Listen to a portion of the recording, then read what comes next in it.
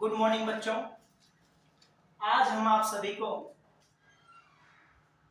Online class में पाचन high school में भी आपको पढ़ना है और 12th की भी क्लास में आपको पाचन पढ़ना है, या कहीं भी कंपटीशन एग्जाम हम देने जाते हैं तो वहां भी पाचन संबंधी क्वेश्चन हमसे आपसे पूछे जाते हैं, पुटअप किए जाते हैं। तो आइए सबसे पहले आज हम जानते हैं पाचन क्या होता है। पाचन हम आप जानते हैं पाचन कहते किसे हैं, सबसे पहले इस पर हम चर्चा करते हैं।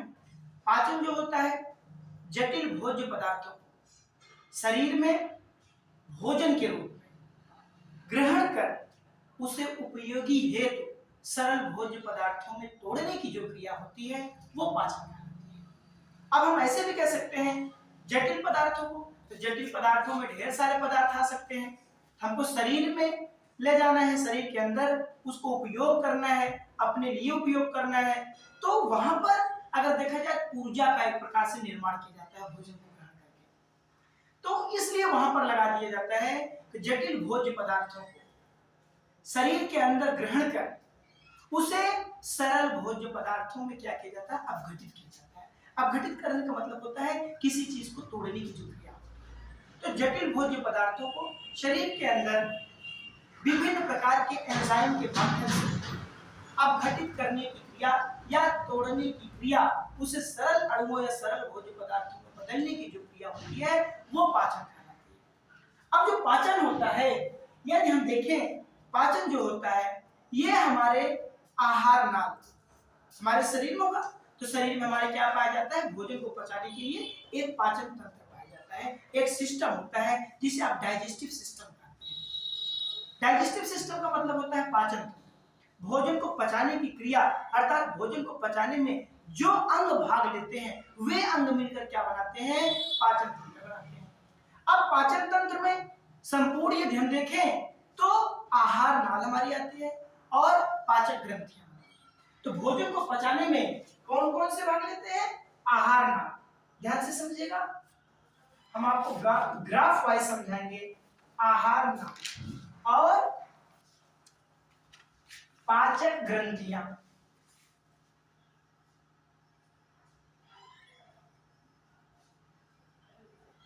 यह है आहार नाल और पाचक ग्रंथियां। अब हम यहां पर बात उठती है आहार नाल क्या है। आखिर आहार नाल और पाचक ग्रंथियां दो भाग क्यों बनाए गए पाचन तंत्र के, इसलिए बना गए ताकि हम इनका अध्ययन सुविधाजनक कर सकें। तो आइए सबसे पहले हम जानेंगे आहार नाल होती क्या है। आहार नाल की बात जब आती है तो आहार नाल ये मुख से लेकर के आहार नाल, मुख से गुदा द्वार होता है, मुख से लेकर के गुदा द्वार तक हमारा आहार नाल होता है। और यह आहार नाल 8 से 10 मीटर लंबी, कितना, 8 से 10 मीटर लंबी होती है आहार नाल। यह 8 से 10 मीटर लंबी आहार नाल होती है। कहां पर होती है, हमारे शरीर में होती है, किसी दूसरे जगह नहीं होती है, हमारे शरीर में होती है। अब आप सोचते हैं 8 से 10 मीटर कितना लंबा हो जाएगा। 1 मीटर यदि हम देखें तो लगभग 1 मीटर जो होता है इतना होता है, हम अपने अगर हाथों से मापते हैं तो 8 से 10 मीटर का लंबा यदि हम यहां से देखें काफी लंबाई हो जाती है। अब हम आप सोच रहे हैं हम आप कितने, लगभग 1.5 मीटर के आदमी, और हमारे शरीर में आहार नाल 8 से 10 मीटर लंबी है। तो ये जो आहार नाल होती है ये टेढ़ी मेढ़ी होती है, मुख से जब चालू होती है ये इस प्रकार से टेढ़ी मेढ़ी होती है, आपस में क्या होती है, फोल्डेड होती है, कई परतों में घुमावदार होती है। इसलिए इसकी जो लंबाई होती है वो लंबी होकर के हमारे मुख द्वार से लेकर के गुदा द्वार तक फैली होती है। तो मुख से लेकर के गुदा द्वार तक क्या होता है, आहार नाल होता है, जो 8 से 10 मीटर लंबी होती है आहार नाल।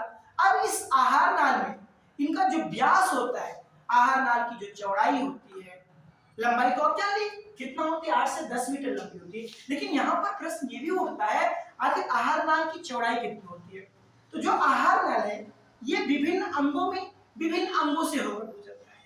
विभिन्न अंगों से मतलब माउथ से स्टार्ट होता है और गुदा द्वार आपके मन में बार बार क्वेश्चन आ रहा होगा, गुदा द्वार आखिर क्या है। शरीर से मल को बाहर निकालना गुदा द्वार द्वारा होता है। मल जो शरीर से बाहर होता है वो गुदा द्वार होता है। तो मुख से लेकर के गुदा द्वार, भोजन का अंतर ग्रहण से लेकर के जो अनडाइजेस्टिव मटेरियल होते हैं, जो पचते नहीं है, डाइजेस्ट नहीं हो पाते हैं, उनको गुदा द्वार द्वारा होता है। तो मुख से लेकर के गुदा द्वार तक क्या होता है, आहार होता है। अब मुख, कहीं पर मुख मिलता है, एक अंग हो गया। अब मुख में भी कई सारे अंग हैं, उसको हम अभी बता रहे हैं आपको। ग्रसनी होती है जिसे आप फेरिंक्स कहते हैं, ग्रासनाल होता है, आमाशय होता है, छोटी आंत होती है, बड़ी आंत होती है, मलाशय, ये तमाम कई पार्ट होते हैं आहार। अब हर जगह आहार नाल जैसे जैसे गुजरती है वैसे वैसे उसकी चौड़ान कहीं अधिक होती है, कहीं कम होती है। ये एक संकुचित नाल होती है जो फैलती और सिकुड़ने वाली नाल बीच में। अभी आपको बताते हैं, आगे देखिए। आहार नाल को यदि हम इनको डिवाइड करें, कितने अंगों में हम इनको बांटते हैं, आहार नाल को कार्य के आधार पर आप देखिए कितने भागों में बांटते हैं, कार्य के आधार पर इसको निम्न भागों में बांटते हैं। एक हम क्या बना देते हैं, मुख, या इसी को आप मुख गुहिका भी बोलते हैं। मुख हो गया, मुख गुहिका हो गया। मुख गुहिका के बाद यदि हम देखें, ये जो हमारा पूरा माउथ का स्ट्रक्चर होता है, पूरा मुंह का स्ट्रक्चर, उसी में क्या होता है, हमारी मुख गुहिका, किन किन से मुख जो है हमारा निर्मित हुआ है, उसको पूरा आप क्या कहते हैं, मुख गुहिका कहते हैं। इसके बाद क्या होता है, ग्रसनी, आप पढ़ेंगे ग्रसनी। ग्रसनी के बाद ग्रासनाल, ग्रासनाल होता है। ग्रासनाल के बाद देखें तो आमाशय, आमाशय होता है। आमाशय के बाद हम देखें तो बड़ी आंत और छोटी आंत, आंत में डिवाइड होती है। छोटी आंत,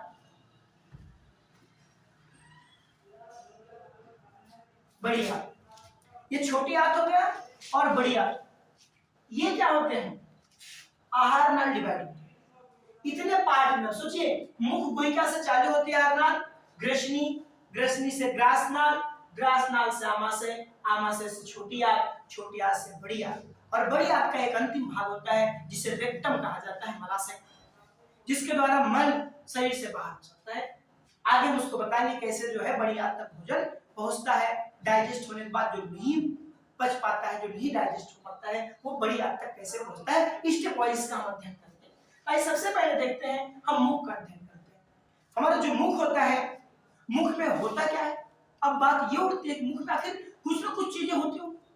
हमारा जो मुख होता है, इसमें एक पृष्ठतल होता है जो फर्श का काम करती है, ये हमारी जो जीभ होती है, ये फर्श का काम करती है। ऊपर हमारा क्या होता है, यदि हम देखें माउथ में हाथ डालकर, ऊपर एक कठोर सा पार्ट होता है और एक मुलायम सा पार्ट होता है ऊपर, जिसे आप क्या कहते हैं, उसे आप जो है तालु के नाम से कहते हैं। और जो तालु होती है ये हमारा छत का काम करती है, और जो जीभ है ये फर्श का काम करती है। और ये जो दो साइड में दिख रहे हैं आपको, गाल दिख रहे हैं, हम आप सोचते हैं गाल हमें ईश्वर ने दिया इसमें तेल क्रीम पाउडर लगाने के लिए, लेकिन ऐसे कुछ होता नहीं है। ये गाल इसलिए बना है, दो तरफ से माउथ से घिरा हुआ है, ये एक स्ट्रक्चर आपको प्रदान हो रही है, संरचना मिल रही है, ताकि जब आप भोजन करें ना तो भोजन बगल से न निकले।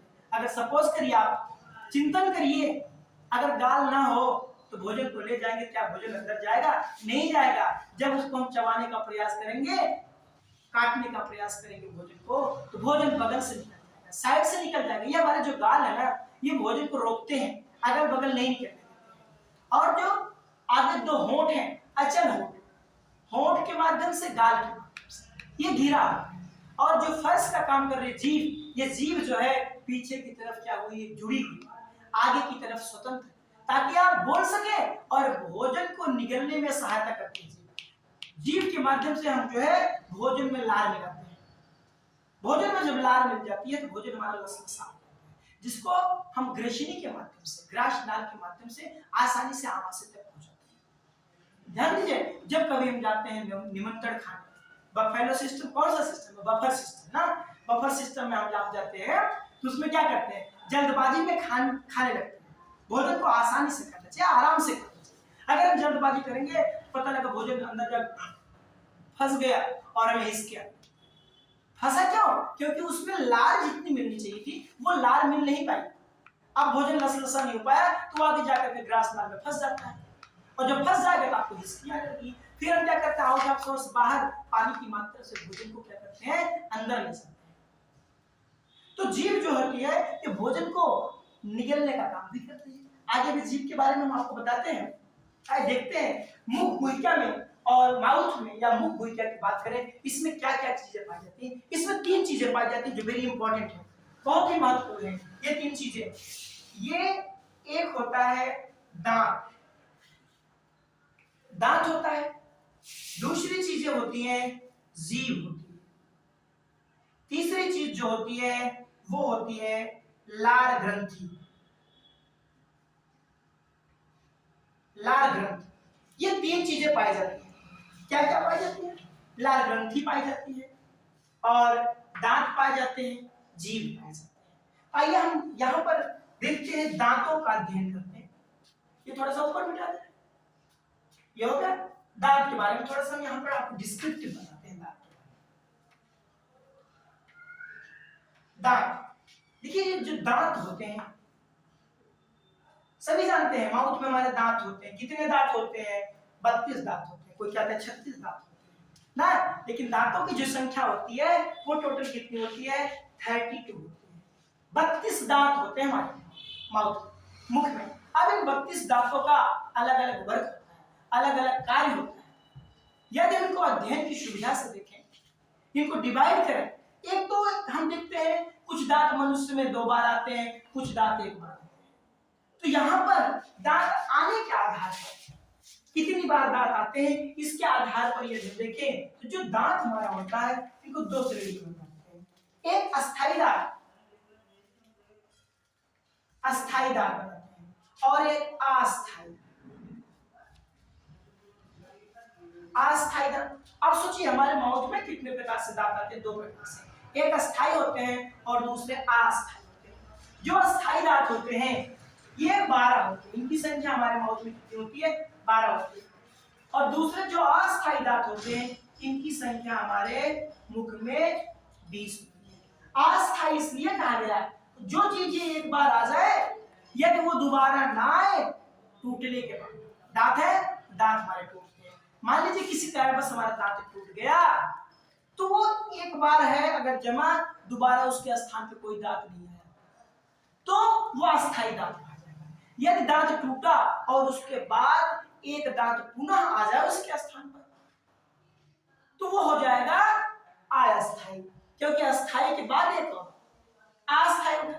जो अस्थायी दांत होते हैं ये जीवन के, जब तक मनुष्य का जो जीवन होता है, जीवन में 2 बार होते हैं, जिसे आप अस्थायी को हम द्विबार दंती भी कहा जाता है। द्विबार दंती पूछता है, द्विबार दंती क्या होते हैं?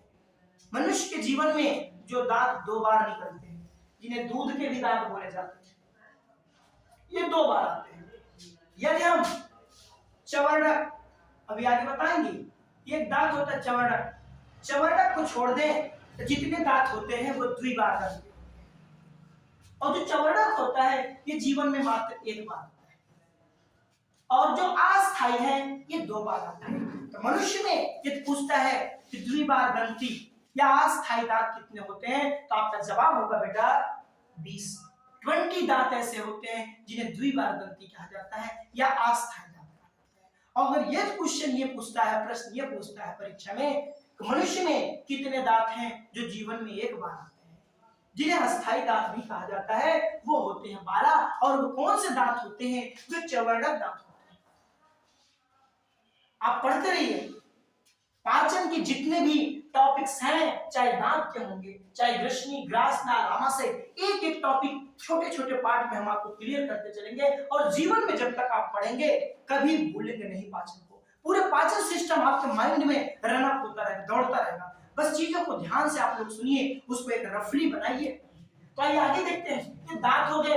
अब ये जो दांत होते हैं इनको हम भाग अगर डिवाइड करें, इनके आकार और कार्य के आधार पर ये 4 प्रकार के होते हैं। कितने प्रकार के होते हैं? 4 प्रकार के होते हैं। एक होता है कृंतक, और दूसरा होता है रदनक, तीसरा दांत होता है अग्रचवर्णक और चौथा होता है चवर्णक। ये 4 प्रकार के दांत मनुष्य में पाए जाते हैं। कार्य के आधार पर इनके कार्य कैसे, इनके आकार कैसे, ध्यान दीजिएगा। जो कृंतक दांत होता है, ये जो हमारे आगे वाले दांत होते हैं, जिनसे हम कोई पदार्थ काटते हैं, ऐसे काटते हैं ना। अभी जब बच्चा हम लोग क्या है, जब छोटे थे ना, तो घर में लोग रोटी वगैरह दे देते थे, नमक रोटी लगा करके, या रोटी में गुड़ लगा कर देते थे, गुड़ दे देते थे। तो उसको हम कैसे करते थे, गुड़ को अलग से नहीं खाते थे, नमक को अलग से थोड़ी ना खाते थे, रोटी को ऐसे मोड़ लेते थे और मोड़ने के बाद सबसे पहले माउथ में ऐसे डाल देते थे। तो ये जो दांत हैं, आगे वाले जो दांत होते हैं, उन्हीं को आप क्या कहते हैं, उन्हीं को आप कृंतक के नाम से जानते हैं, जिसे इंग्लिश में इंसीजर भी कहा जाता है। ये कृंतक दांत कार्य भी बताते चल रहे हैं आपको साथ में। जो कृंतक दांत होता है, ये भोजन को काटने का काम करता है। इससे हम क्या करते हैं, भोजन को काटने एवं कुतरने का काम करते हैं, किसी चीज को कुतरते हैं। काटने और कुतरने वाला काम कौन करता है, कृंतक करता है। इसके बाद आता है, अभी एक सूत्र है, उसमें बताएंगे हम कौन से दांत कितने पाए जाते हैं। दूसरा जो दांत आता है वो रदनक होता है बेटा। रदनक दांत जो होता है मनुष्यों में, हमारे आप में कम डेवलप होता है, कम विकसित होता है। ये जो हमारे साइड में क्या होते हैं, ऐसे थोड़ा सा तिरछे होते हैं। आपने तिरछे दांत थोड़ा सा ऐसे देखे होंगे, त्रिकोणीय दांत जिसे कहते हैं, त्रिकोण। ये जो होता है, इसी को हम रदनक कहते हैं। और इसका काम होता है भोजन को चीरने और फाड़ने का।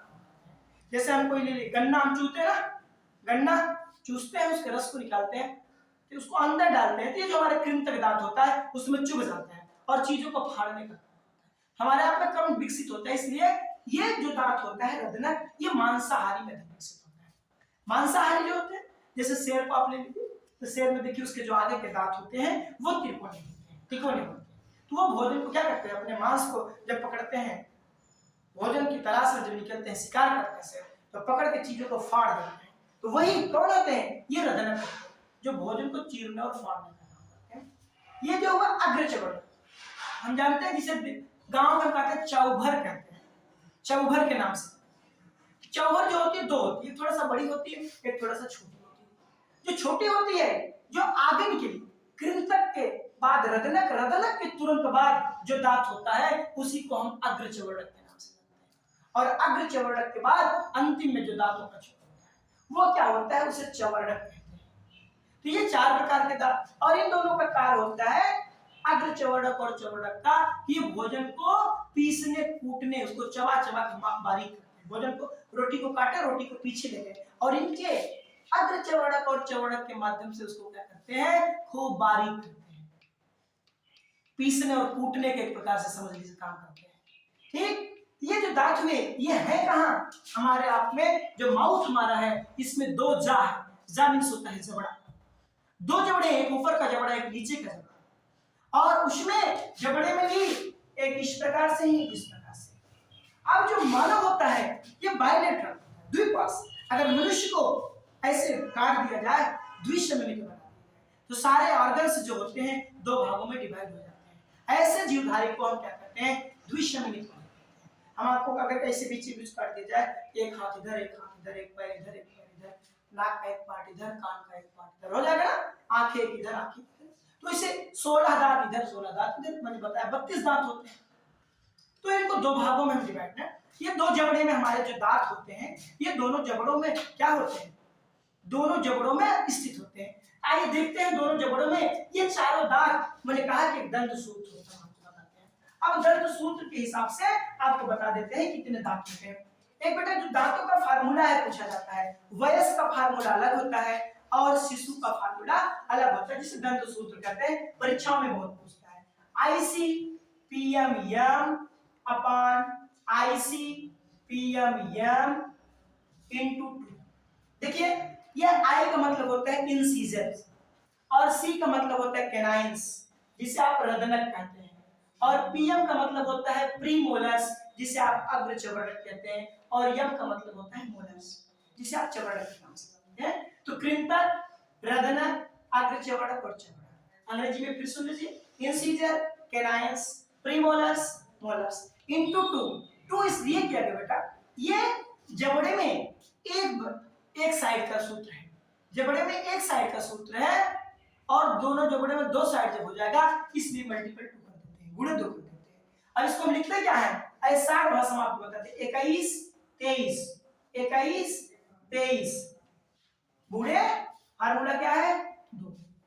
ध्यान दीजिएगा इंसीजर जो होते हैं एक साइड 2 होते हैं, एक जबड़े में एक साइड 2 और अदनर एक जबड़े में एक साइड 1। शीशा ले लेना और घर चले जाना, देख लेना जो सर जी सही बता रहे हैं गलत बता रहे हैं। जो त्रिकोणा वाला दांत है जिसे रदनक कहते हैं वो जबड़े में, ऊपर वाले जबड़े में चाहे नीचे वाले जबड़े में, वो एक साइड में एक होता है और आगे चौड़ा 2 होता है, चौड़ा 3।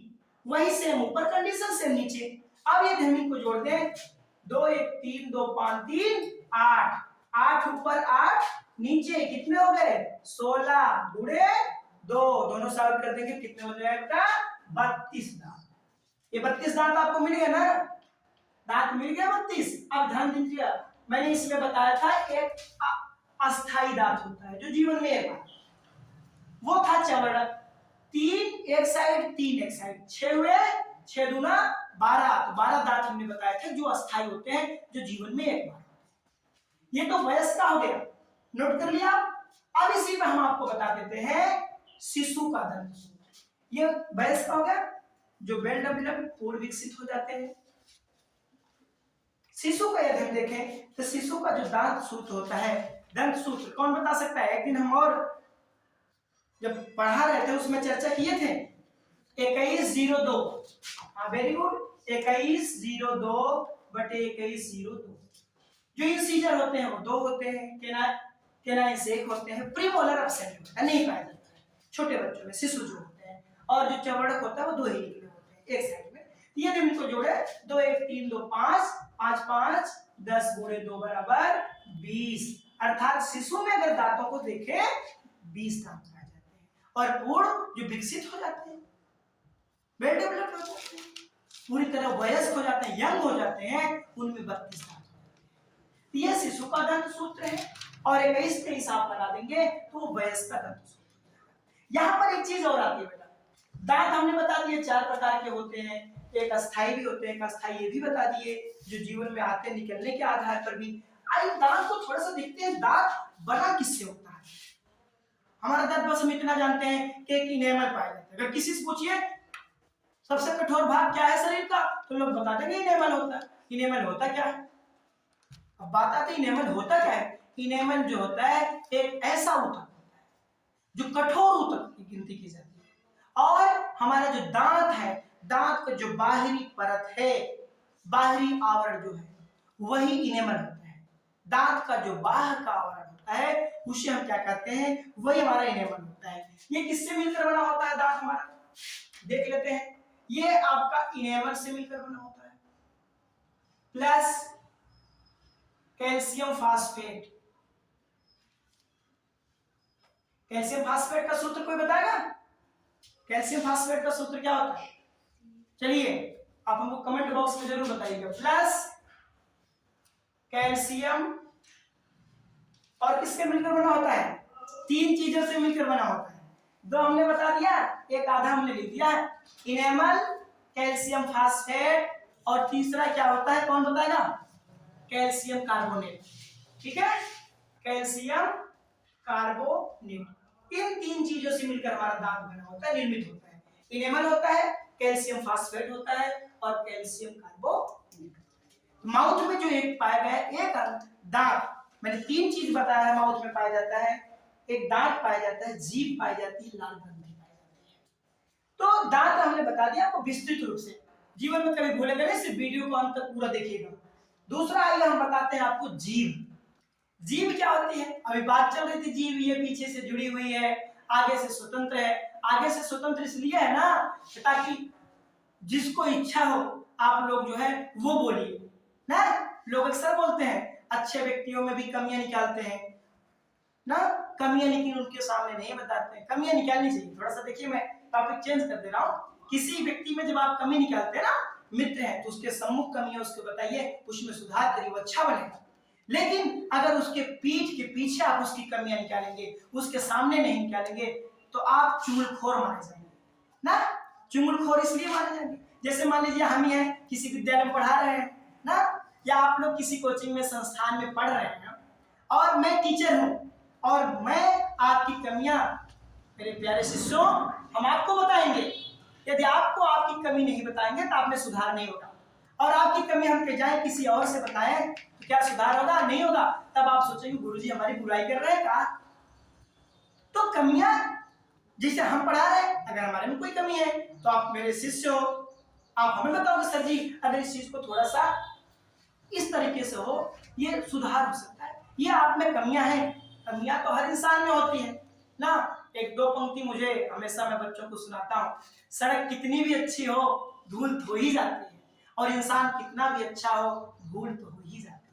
तो कमियां सब में है, ऐसी बात नहीं है, एक सिक्के के दो पहलू है, हेड और टेल। अगर जो अच्छा है वो बुरा भी होगा। हमें किसी की बुराई को ग्रहण नहीं करना है, हमें सिर्फ उसकी अच्छाइयों को ग्रहण करना है। हम मूवी देखते हैं ना, घरों में पिक्चर देखते हैं, फिल्में देखते हैं ना, तो फिल्मों में अच्छाइयां और बुराइयां दोनों होती हैं। हमें उनकी बुराइयों को दरकिनार कर देना चाहिए, सिर्फ हमें उनकी अच्छाइयों को करना चाहिए। तो किसी को कमी अगर बताना है, सुधार करना, तो उसके सामने बताइए। तो आइए देखते हैं, मैं बात कर रहा था जीव की। जीव आगे से स्वतंत्र होती है, पीछे से जुड़ी होती है। जो जीव होती है हमारी, ये भोजन मैंने बता दिया, भोजन में लार को मिलाने का भी काम करती है, और हम स्वाद लेते हैं, आप जानते होंगे, चाय पीते हैं बताते हैं मीठी है कि तीखी है, नमकीन खाते हैं बता देते हैं, मिठाई खाते हैं बता देते हैं कम मीठी है कि ज्यादा मीठी है ना, बताते हैं। तो वो जीव की देन है। अब जब जीव कैसे बताएगी, जीव में कोई साउंड सिस्टम नहीं है ना, एक प्रकार का संवेदी अंग होते हैं जो हमारे शरीर में है, संवेदी संवेदनाओं को जो ग्रहण करते हैं, जिन्हें एक्सेप्टर कहा जाता है। उसी प्रकार से हमारी जो जीव होती है, ये जीव में हमारे, इसको मिटा देते हैं, दांत वाले हो गए ना। आइए दूसरे टॉपिक पर देखते हैं, जीव जो है वाला, जीव ये मान लीजिए सपोज दैट, चलिए ठीक है, ये मैंने जीव बना दिया, ठीक है, ये जीव हो गई, जो पीछे से क्या हुआ, जुड़ी हुई है, ज्वाइंट है, और आगे ये क्या स्वतंत्र है, आगे की तरफ से स्वतंत्र। इन जीव में हमारी 4 प्रकार की स्वाद कलिकाएं पाई जाती है, और हमारी जो जीव होती है ना, ये श्लेष्म इसमें होते हैं, श्लेष्म का श्रावण करती है। श्लेष्म जैसे थोड़े से चिकने या नम पदार्थ को श्रावित, वो जब श्रावित करती है, हमारी जो जीव होती है हमेशा गीली बनी रहती है, सूखने नहीं पाती है। और जब हमारे शरीर में वाटर की कमी हो जाती है, हमारा चेहरा भी सूखा लगता है, माउथ भी सूखा लगता है, जीभ भी सूखा लगती है। लेकिन जब तक इस श्लेष्म का श्रावण करेंगे जीव, तब तक हमारी जीभ हमेशा नम बनी रहेगी। और हमारे जीव में मैंने कहा कि 4 प्रकार की स्वाद कलिकाएं पाई जाती हैं। ये 4 प्रकार की जो स्वाद कलिकाएं होती हैं, आइए बताते हैं कौन सी स्वाद कलिका किस जगह पाई जाती है। ये जो आगे वाला भाग दिख रहा ना, ये आगे वाला भाग जो होता है, ये जीव का हमारा क्या करता है, मीठे पदार्थ, कौन सा पदार्थ मीठा है, ये आगे वाला भाग टच हो जाता है जब किसी पदार्थ से, मीठे पदार्थ से, वो बता देता है हाँ ये चीज मीठी है। तो जीव के अगले भाग से किसका पता चला, मीठे भाग, अर्थात मीठे पदार्थ, मीठे भोजन का पता चला। अब हम थोड़ा सा पीछे चले, यहाँ एकदम पीछे चले, जहां से हमारी जीभ क्या हुई है, जुड़ी हुई। इससे देखिए, इससे हमको कड़वे का पता चलता है, कौन सा पदार्थ कड़वा है। और मीठे पदार्थ के थोड़ा सा जहां से अग्र छोर था, इसके थोड़ा सा और पीछे चलते इधर, तो ये जो होता है ये नमकीन का पता करता है। और जो ये पास किनारे वाले भाग होते हैं, ये भाग देखिए जीभ के, ये और ये साइड वाले भाग, किनारे वाले भाग, इनसे जो होता है ये खट्टा का पता चलता है, खट्टे पदार्थों का। तो 4 प्रकार की स्वाद कलिकाएं हमारे जीभ में पाई जाती हैं। कौन कौन सा? आगे वाले पार्ट में जीभ के मीठा भाग पता होता है, और पीछे वाले में कड़वे का पता होता है, और आगे से थोड़ा सा पीछे नमकीन का पता, और किनारे किनारे से, साइड से किसका पता चलता है, खट्टे पदार्थ का पता चलता है। ये जीभ हो गई। तीसरी चीज मैंने बताया, लार ग्रंथि पाई जाती है। कहाँ पाई जाती है, हमारे माउथ में पाई जाती है लार ग्रंथि। देखिए लार ग्रंथि जो होती है, ये 3 3 जोड़ी लाल ग्रंथियां हमारे माउथ में पाई जाती हैं। कितनी पाई जाती हैं? 3 जोड़ी पाई जाती है। 3 मत बताना, 3 जोड़ी पाई जाती है। और तीनों जोड़ी का नाम होता है, एक होता है कर्णपूर्व ग्रंथि। क्या कहते हैं? कर्णपूर्व ग्रंथि। ठीक है, एक होता है कर्णपूर्व ग्रंथि, उसके बाद होता है अधोहन। नोट करते चलेगा, अधोहन ग्रंथि। दो नहीं, कर्णपूर्व ग्रंथि, अधोहन ग्रंथि। तीसरी जो आपकी ग्रंथि होती है वो होती है अधोजिह्वा। अधोजिह्वा, ठीक है। 3 प्रकार की बेटा ग्रंथियां पाई जाती हैं, कर्णपूर्व ग्रंथि, अधोहन ग्रंथि, अधोजिह्वा ग्रंथि। अब ये माउथ में 3 अंग हो गए, जीभ हो गई, दांत हो गए और ये लार ग्रंथियां पाई जाती हैं। अब हमने बताया था शुरू में पाचन को जो डिवाइड किया था आहार नाल और पाचक ग्रंथियां। तो ये लार ग्रंथि भी it is type of digestive gland, ये भी एक प्रकार की पाचक ग्रंथियां हैं। लेकिन हम आपको यहाँ पाचक ग्रंथि में भी बताएंगे, यहाँ भी बता दे रहे हैं, वहां रिवीजन है। अधोहन जो ग्रंथियां होती हैं और अधोजिह्वा ग्रंथि, कर्णपूर्व, ये 3 नलिकाएं होती हैं। ऐसा नहीं है माउथ में तो निकल रहे हैं, स्रावित हो रहे हैं, सारे चीज को निकाल रहे हैं। ये नलिकाएं होती हैं पतली पतली। ये जो कर्णपूर्व ग्रंथि होती है इसमें एक स्टेंशन नलिका होती है, स्टेंशन नलिका होती है। उस नलिका पूछ लेगा कर्णपूर्व ग्रंथि किस नलिका द्वारा माउथ में खुलती है, तो स्टेंशन नलिका द्वारा खुलती है। और जो अधोहन होती है ये वार्टन्स नलिका द्वारा खुलती है। और जो अधोजिह्वा होती है ये रिविनस या इसको बर्थोलिन की भी नलिका कहते हैं। ध्यान दीजिएगा। अब ये जो कर्णपूर्व ग्रंथियां हैं वैसे हम जानते हैं कि लार ग्रंथियों से क्या स्रावित होता है, लाइसोजाइम और टाइलिन नामक एंजाइम स्रावित होता है। कर्णपूर्व से क्या होता है, लाइसोजाइम और टाइलिन। ध्यान दीजिएगा, ये जो टाइलिन नामक एंजाइम होता है ये भोजन को, जो भोजन में स्टार्च की मात्रा होती है उस स्टार्च की मात्रा को किस में बदल देता है, शर्करा में परिवर्तित कर देता है, ग्लूकोज में। कौन? टाइलिन। ताकि भोजन जो स्टार्च था वो स्टार्च किस में चला गया, जब शर्करा में चला गया तो भोजन मीठा हो जाता है। अभी हम रोटी लेते हैं ना, स्टार्च है उसको माउथ में जब काफी देर तक क्या करते हैं, कूचते हैं, चबाते हैं, तो उसमें जब लार मिल जाती है तो ये टाइलिन क्या करता है, उस स्टार्च को शर्करा में परिवर्तित कर देता है और वो रोटी का टुकड़ा मीठा लगने लगता है। और घर जाना आप लोग चेक करें, ठीक। और इसमें दूसरा जो एंजाइम होता है लाइसोजाइम, ये प्रतिजीवाणु कारक होता है। प्रतिजीवाणु कारक मतलब ये जीवाणुओं को एक प्रकार से आप समझिए नष्ट करता है। जो कैसे जीवाणु होते हैं, हानिकारक। ये लाइसोजाइम और टाइलिन नामक एंजाइम कहाँ होते हैं, लार ग्रंथि में होते हैं, जो हमारे भोजन को क्या करते हैं, थोड़ा सा, बहुत थोड़ा सा स्टार्च को शर्करा में परिवर्तित कर देते हैं। ठीक। अब आगे जो है हम आपको ग्रसनी पर जो टॉपिक है, ग्रसनी आहार नाल के मैंने एक छोटे से पार्ट को मुख्य और मुख्य भूमिका के बारे में आपको बताया है।